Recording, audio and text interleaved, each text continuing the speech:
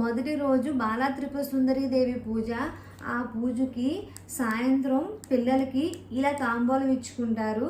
ఎందుకంటే అమ్మవారిని మన పాపలో చూసుకొని ఇవ్వాలి. కొత్త బట్టలు, తాంబూలం, తమలపాకులు, అరటిపళ్ళు, ఒక ఫ్లవర్, కాయిన్. నేనైతే ఒక్కపడి ఈ బాక్స్లో ఇస్తున్నాను. పిల్లలు కాబట్టి చాక్లెట్స్ కానీ బిస్కెట్స్ కానీ ఇవ్వచ్చు. ఏ టాయ్ అయినా ఇవ్వచ్చు. రబ్బర్ బ్యాండ్స్, క్లిప్లు, ఇలాంటి బాక్స్ ఒకటి ఇస్తున్నాను. మా పాపకి మేకప్ అంటే చాలా ఇష్టం, అందుకే ఇలాంటి బాక్స్ ఒకటి ఇస్తున్నాను. అద్దం, దువ్వెన, హెయిర్ క్లిప్, చైన్, గోరింటాకు, రబ్బర్ బ్యాండ్స్, ఇయర్ రింగ్స్ ఈ బాక్స్లో పెట్టాను. Tick tick clips, bangles, nail polish, కాటుక.